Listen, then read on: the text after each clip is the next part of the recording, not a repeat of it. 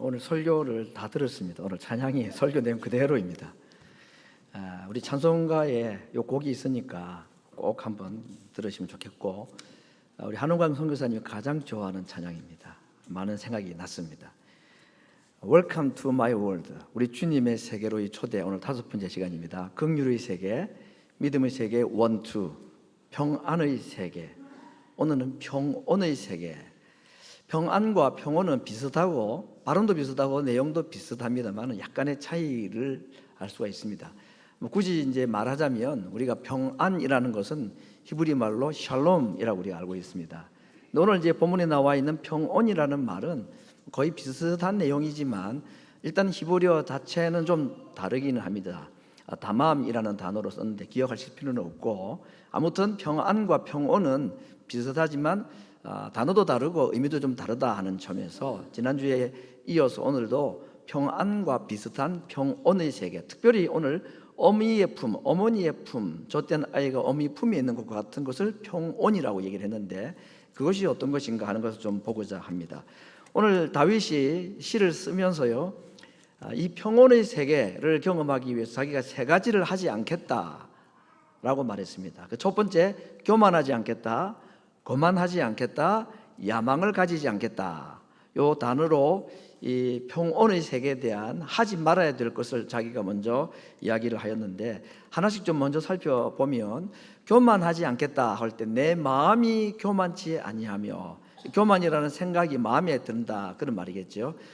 다윗의 생애 가운데서 교만한 예가 있었는가? 여러분 혹시 다윗 생애를 대충 훑어보시면 이 사람 참 교만했구나 하는 때가 있었을까? 저는 잘 못 찾겠습니다. 그러나 다윗이 교만 안 했다고도 볼 수 없죠. 왜? 인간이 완전한 사람이 없기 때문에 성경에 일일이 기록 안 했을 뿐이지 다윗이 교만한 때가 왜 없었겠나 생각이 들어집니다.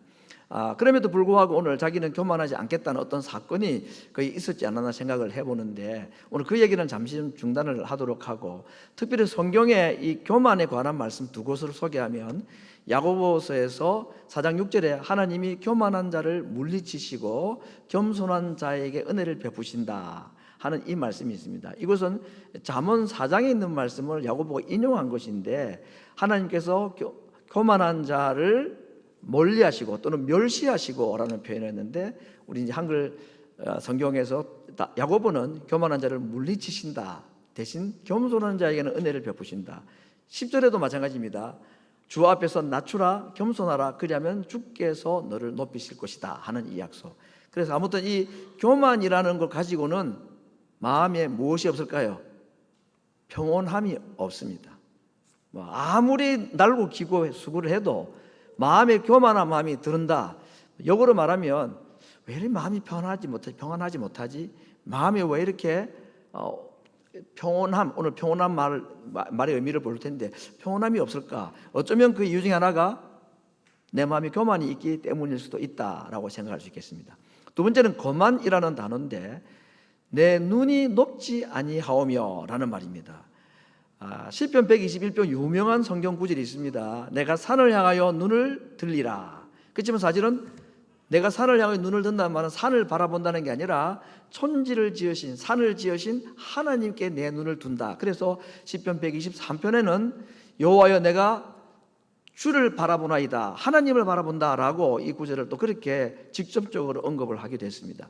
우리 이 평온함을 누리기 위해서 우리가 바라봐야 될 것이 하나님께 눈을 두는 것, 높이 계신 하나님께 우리의 눈을 드는 것이라고 했습니다. 그런데 오늘 다윗이 평온함에 방해되는 것이 이 눈의 시선이 반대인 경우를 말하고 있습니다. 내 눈이 높은 데서 낮은 데를 바라보면 이 평온이 없다, 그 말입니다. 이게 거만하다, 그런 얘기입니다. 우리가 눈을 위로 하나님께 드는 건 겸손입니다. 그렇죠? 할 수 없으니까.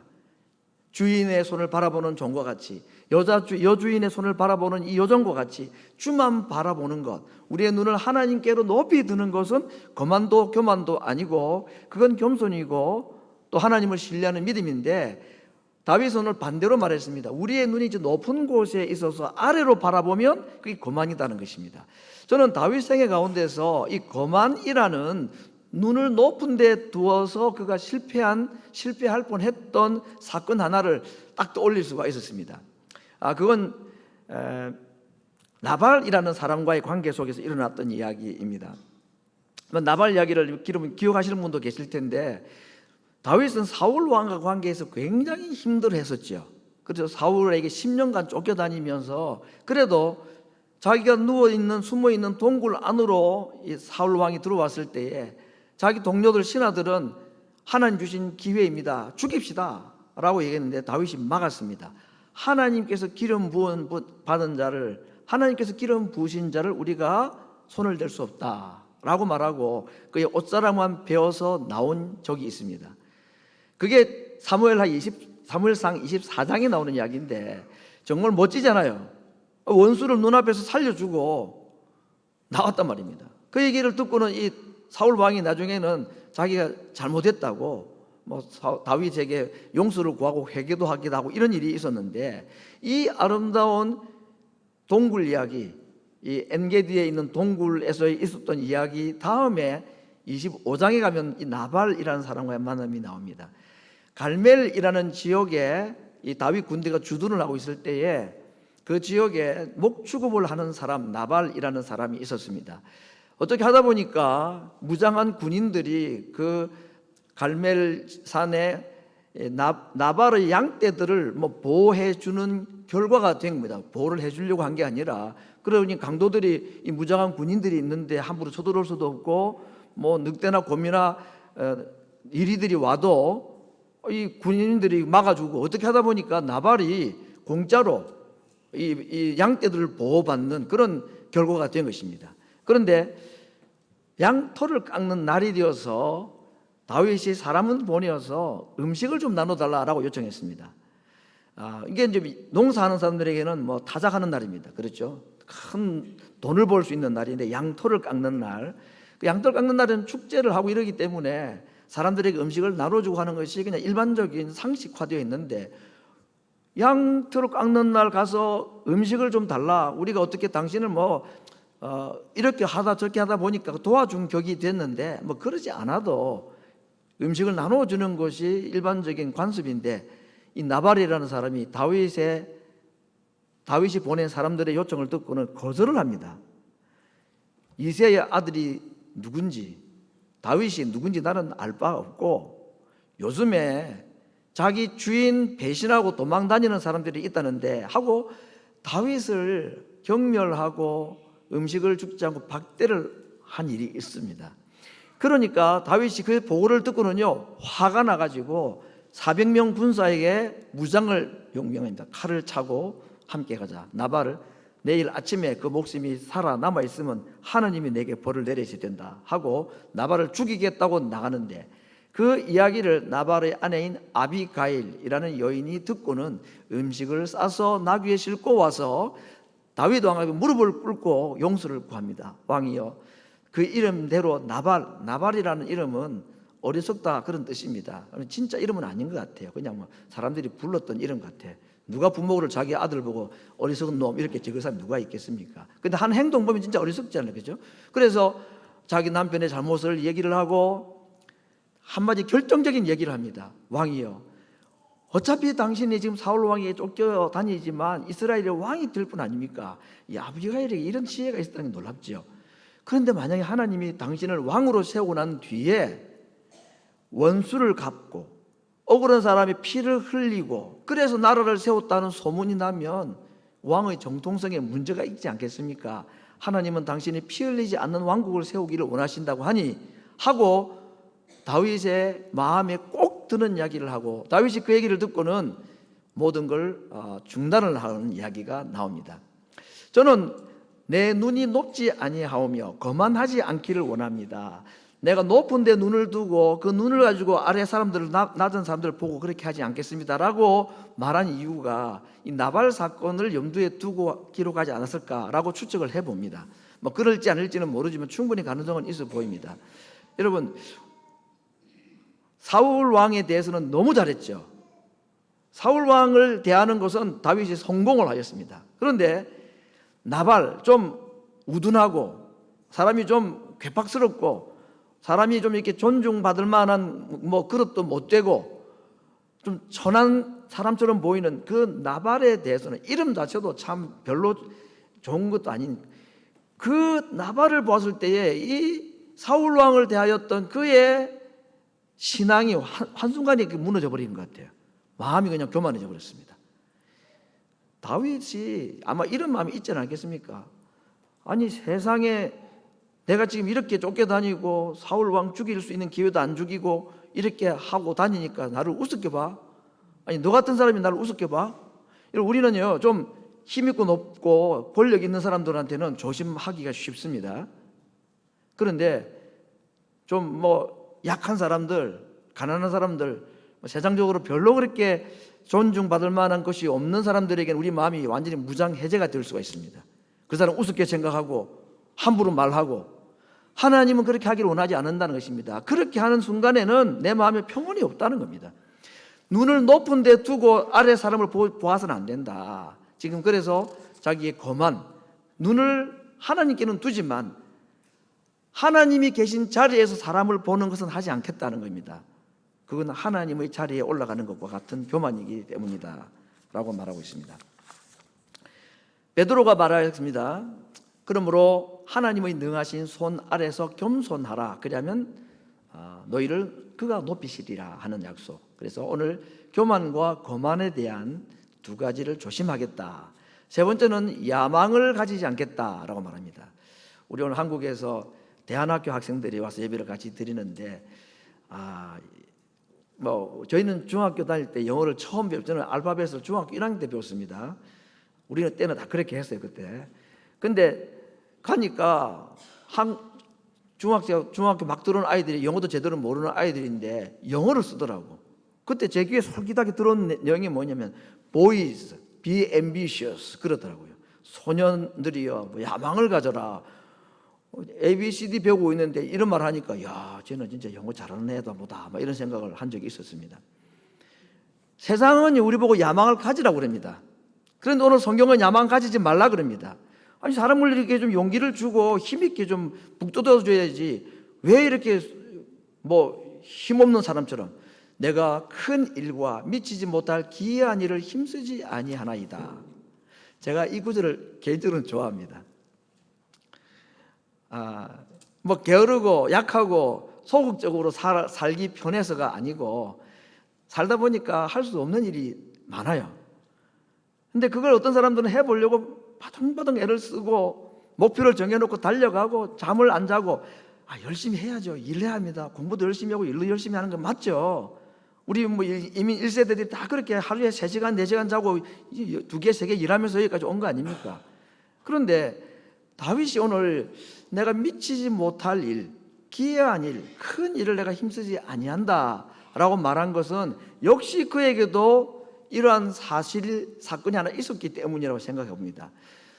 다윗은요, 아마도 10대쯤이라고 생각이 되는데 목동으로 있을 때에 왕으로 기름 부음을 받았습니다. 그렇죠? 사무엘이 그 집 방문했을 때에 형들 다 뒤로 하고 막내인 자기에게 왕으로 세운다고 얘기를 했고 기름 부음을 받았습니다. 그 뒤에도 골리앗을 이기고 나라에 엄청난 영광을 얻고, 그럴 때도 자기는 사울 왕에게 쫓겨다니면서 피신을 하고 10년간 그 방랑자의 생활을 하다가 이 나라 저 나라 옮겨다니고 얼마나 고난을 당했는지 모릅니다.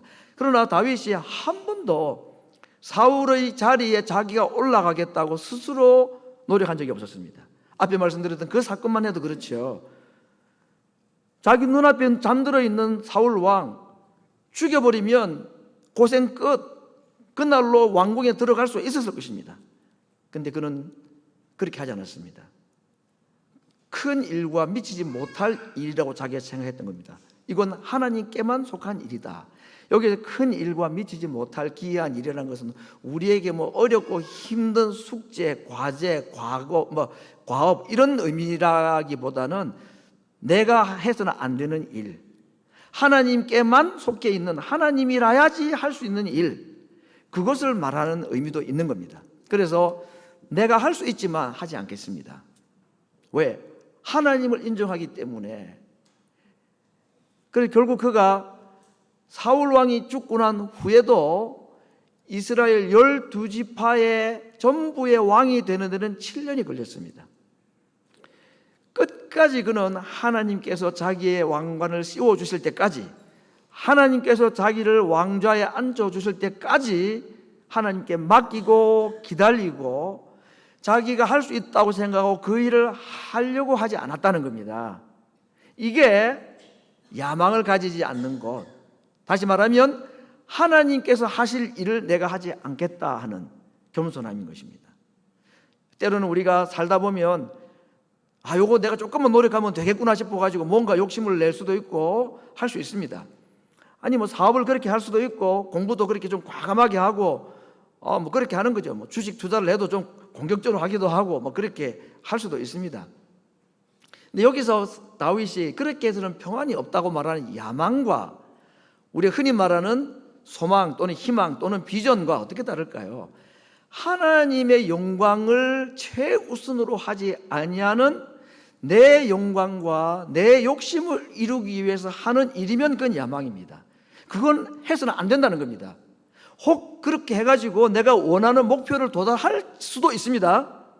그러나 그걸 가졌다 할지라도 무엇이 없을 수 있느냐? 평온함이 없을 수 있습니다. 지난주에도 말씀드렸습니다만 솔로몬은 자기가 원하는 것 다 이룬 사람이었습니다. 그야말로 야망의 사람이었고 그는 엄청난 무역을 하고 그래서 돈을 끌어모았던 사람이었습니다. 근데 그가 말하기를 이 모든 일이 헛되더라, 이 모든 일이 바람을 잡는 것과 같더라. 인생을 목표를 정해놓고 달려가서 그곳에 도달하는 사람도 극소수입니다. 몇 퍼센트 되지 않습니다. 그런데 그 목표에 도달했다고 해가지고 반드시 행복하고 반드시 평안하고 평온이 있느냐? 그렇지 않더라는 겁니다. 왜냐하면 이 평안이라는 것, 평온이라는 것, 이것은 구원과 같은 성격입니다. 무슨 말이냐? 구원을 스스로 취할 수 있는 사람은 아무도 없지요. 내가 아무리 애쓰고 노력해도 내가 스스로 나를 구원 못합니다. 나를 구원하실 분은 울어도 못하고 힘써도 못하고 오직 나를 구원하실 분은 예수님밖에 없는 것이고 그 예수님 믿고 의지하는 것이 구원의 유일한 방법입니다. 맞습니까? 그것과 마찬가지로 이 땅에 살아가는 믿는 자들이 구원을 그렇게 받았다면 평안과 평온도 주님만 주실 수 있다는 것입니다. 구원은 주님만 주실 수 있다고 믿는데 평안과 평온은 내가 취할 수 있다고 생각하는 거, 그게 큰일, 미치지 못할 일이다. 솔로몬의 말에 의하면 바람 잡는 것과 같더라 하는 것입니다. 모래는 쥐면 모래 흔적이라도 좀 손바닥에 좀 남을지 모르는데 바람은 하나도 남는 게 없습니다. 모래 잡는 것보다 더 허망한 게 바람 잡는 거라고요. 하나님이 우리에게 허락하지 않은 일을 내가 하겠다는 것, 열심히 노력하고 수고하고 봉사하는 것이 맞지만 하나님의 영광이 아니라 내 영광, 신앙을 멀리하고라도 내가 취하고 싶어하는 것, 믿음을 뒤로 하고라도 내가 꼭 취하고 싶어하는 것, 그 야망입니다. 그건 안 이루어지는 것이 우리에게 훨씬 더 유익합니다. 오늘 다윗은 그 야망을 내가 가지지 않겠다라고 말했습니다. 또 한 가지 미치지 못할 일, 기이한 일, 신명기 29장 29절에 있는 말씀인데 오묘한 일은 우리 하나님 여호와께 속하였고 나타난 일은 영구히 우리와 우리 자손에게 속하였다. 이런 표현. 이게 무슨 말이냐면 사람들에게는 알려지지 아니하는 오묘한 일, 비밀스러운 일들이 있다는 겁니다. 그렇죠? 미국 대통령이 누가 될지 둘 중에 한 사람이 되겠죠. 주식 투자, 어느 주식을 사면 돈을 벌 수 있을까? 이 사람 얘기도 들어보고 제 얘기도 들어봅니다. 우리가 몰라요. 내일 일을 모르는 게 인생입니다. 우리가 알 수 없는 세계의 영역을 만들어 놓으십니다. 갑자기 우리가 생각하지 못했던 일이 벌어지는 일이 얼마나 많은지 모릅니다. 자, 왜 하나님께서 우리에게 내가 미치지 못할 일, 내가 다 알 수 없는 일들, 내게는 비밀로 붙여놓은 오묘한 일, 하나님만 아시는 일들을 우리에게 허락하셨을까? 우리를 골탕 먹이기 위해서일까요? 우리를 좌절시키고 낭망시키기 위해서일까요? 아닙니다. 하나님께서 우리에게 알 수 없는 일의 영역을 만들어 놓으신 이유는 딱 한 가지입니다. 우리로 이 율법의 모든 말씀을 행하게 하게 하심이라. 다시 말하면 하나님만 전적으로 신뢰하도록 하기 위해서입니다. 앞을 보지 못하는 사람이 길을 걸어갈 수 있는, 요즘은 뭐 이렇게 뭐라 그럽니까? 사람을 인도해 주는 개를 무슨 개라 그러죠, 그걸? 예? 안내견도 있고, 이게 흰 지팡이도 있고 해가지고 앞을 보지 못하는 분들이 혼자 좀 다니기는 하긴 합니다만은, 원칙적으로 말하면 앞을 보지 못하는 사람은 전적으로 남의 손에 의해서 이끌려 갈 수밖에 없잖아요. 우리는 그와 같은 자다는 것입니다. 우리 눈앞에 가려진 것이지 모르는 것이 많고, 그래서 누군가를 나를 인도하지 않으면 한 발짝도 움직일 수 없는 것, 그래서 주님의 손만 붙잡아야지 되는 것, 그걸 위해서 우리에게 이해할 수 없는 오묘한 일들을 만들어 놓으셨다는 것입니다. 그래서 제가 이렇게 정리하겠습니다. 우리에게 오묘한 일, 기이한 일, 미치지 못할 일들을 허락하신 일, 갑자기 어떤 어려움이 닥쳐왔는데 어떻게 할 방법이 없는 일들, 그때 우리가 꼭 기억해야 될 것은, 하나님 왜 저에게 이런 어려움, 왜 하필 나에게 이런 일이 일어났습니까? 라는 일이 생길만 할 때에, 그때는 범사의 여호와를 인정하고 하나님의 주권과 하나님의 약속을 믿고 그를 의지하고, 그래서 그분께 기도하고 기다리게 하기 위해서다. 범사의 여호와를 인정하고 하나님의 주권과 약속을 믿고 그를 신뢰하고 기도하고 기다리는 것, 이것이 우리에게 기이한 일, 미치지 못할 일을 우리에게 허용하시는 이유라 하는 것입니다. 혹시 그러한 일들을 만나신 분이 계시면 이 시간에 하나님이 이것 때문에 하시는 거구나, 하나님은 전적으로 신뢰하고 의지하도록 하기 위해서이구나 라고 받아들이면 틀림없습니다. 그럴 때에 대책이 없는 것처럼 보이지만 그때부터 하나님께서 주시는 평온함이라는 것이 찾아온다는 것입니다. 오늘 세 가지, 교만하지 않겠다, 거만하지 않겠다, 하나님 인정하지 않는 내 인생의 야망을 이루어가지 않겠다, 안 하는 것 세 가지와 그러면 해야 될 것이 뭐냐, 그걸 결론으로 내립니다. 다윗이 오늘 하지 않겠다는 말 세 가지와 함께 나는 그래서 이걸 하겠다. 그게 뭘 하겠다고 그랬느냐, 오늘 2절에 보니까 실로 내가 내 심령으로 고요하고 평온케 하기를 젖된 아이가 그 어미 품에 있음 같게 하였다 그랬습니다. 여러분, 이 젖대는 아이 이야기, 오늘 이 이야기는 젖된 아이가 어미 품에 있는 평온함, 그러니까 1살짜리 애가, 6개월짜리 애가, 신생아가 엄마 품에 안겨서 젖을 빨다가 잠이 푹 든 거 좋죠, 그죠? 보기가 집에서 키우는 애완견도 가슴에 다 품고 있으면 조용히 잠이 들면 그 얼마나 평온할까. 오늘 이 젖된 아이의 평온함이라는 얘기는 그 얘기가 아닙니다. 젖 다 먹고 배불러서 자는 아이를 말하는 게 아닙니다. 젖을 뗐다. 부모들, 우리 어머니들 아이 키울 때에 몇 살까지 젖을 먹였는지 모르겠습니다. 6개월, 1년, 어떤 분은 2년도 하고, 그건 중요하지 않아요. 근데 젖을 떼야 되죠. 3살, 4살 되도록까지 젖을 먹이는 것은 좋은 게 아니죠. 젖 떼는 것은 아마 엄마들은 다 경험했고 옆에 지켜보던 남편들도 다 좀 고통을 좀 알아요. 이건 애도 힘들고 엄마도 힘들어요. 그렇죠?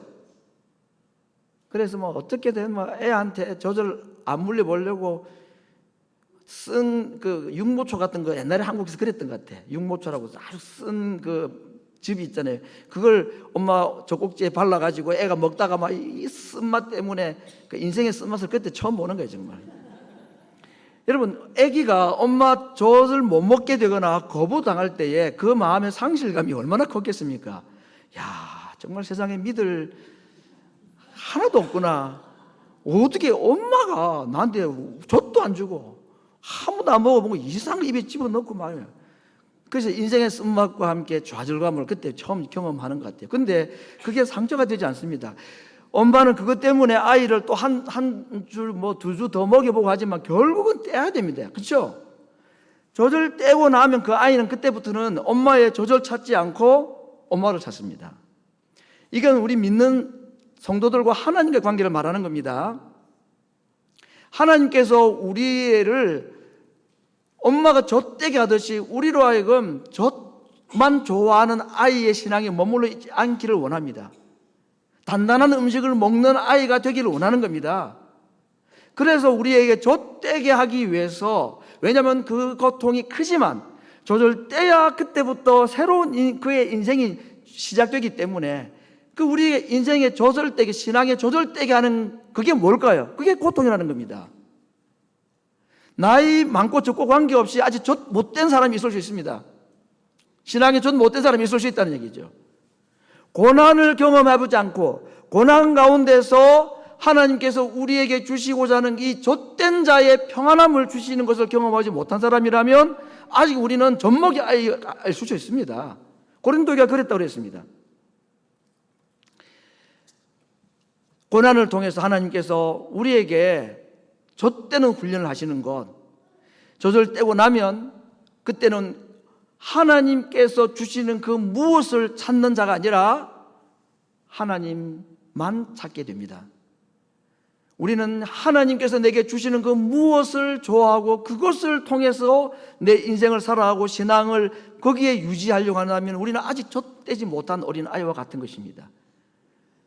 하나님만 계셔도 주님 한 분만으로 그냥 만족하는 것, 하박국 선지자의 고백과 같이 우리의 양이 없고 외양간에 소가 없고 나무에 열매가 없다 할지라도 무엇으로 인하여, 누구로 인하여?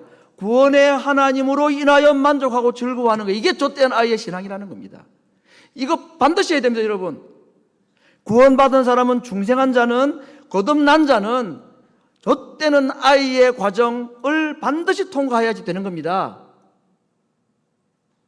부모가 자식을 젖 안 떼게 하는 부모가 없듯이요, 영의 아버지신 하나님도 우리가 구원받고 중생한 이후에 반드시 젖되는 과정을 통과하기를 원하시는데, 그때 사용하시는 도구가 뭐라고 그랬습니까? 고난이라는 것입니다. 고난을 당할 때에, 내가 미치지 못한 일, 기이한 일, 할 수 없는 일을 만나게 할 때에 우리가 할 일이 뭐라고 그랬죠? 하나님만 전적으로 신뢰하는 거라고 그랬습니다. 하나님만 전적으로 의지하고 그분의 약속을 믿고 기도하고 기다릴 때에 그거 없으면 죽을 것 같았던 것, 저 때는 과정에 꼭 반드시 중간에 필요한 게 있습니다. 공갈 젖꼭지라는 거. 와, 우리 막내 하림이는 이거 한 2년 메고 다녔습니다. 입에 넣어주면 그냥 잠이 들어. 또 그러지 않을 때는 막 얼마나 그냥 언제까지 엄마 젖고 언제까지 공갈 젖꼭지에 우리 인생을 걸 거냐 하는 것입니다. 빨리 떼야 되는 거죠. 그러기 위해서는 하나님의 약속을 전적으로 믿고 신뢰하고 그리고 그분에게 기도할 때에 하나님께서 그 고난의 과정을 끝나고 난 뒤에 외양간에 소가 없어도, 송아지가 없어도, 통장 잔고가 비어도, 지금 당장 해결이 안 되는 문제가 있다 할지라도 누구 한 분 때문에, 하나님 한 분 때문에 만족하고 기뻐하고 즐거워하는 것, 이게 뭐라고요? 평온의 세계에 들어가는 것이다 하는 것입니다. 오병이어의 기적 이후에 제자들이 배를 타고 바다를 건너가고 예수님은 산에 기도하러 가신 일이 있었습니다. 그날 배를 타고 가던 제자들이 풍랑을 만났죠. 그때 죽겠다고 아우성 칠 때에 예수님께서 기도하시다가 산에서 내려오셔서 풍랑이 있는 바다 위를 걸어서 제자들에게 왔다고 그랬습니다. 그때 제자들이 유령인 줄 알고 두려워하고 무서워했다고 그랬습니다. 그때 예수님께서 하신 말씀이 내니 두려워하지 말아라 라고 말씀하셨습니다. 베드로가 또 한 번만 나도 걷게 해달라고 막 하는 해프닝이 있긴 했습니다만은 성경에 나오는 말씀이 요한복음 6장에 이 이야기를 이 한 구절로 소개를 합니다.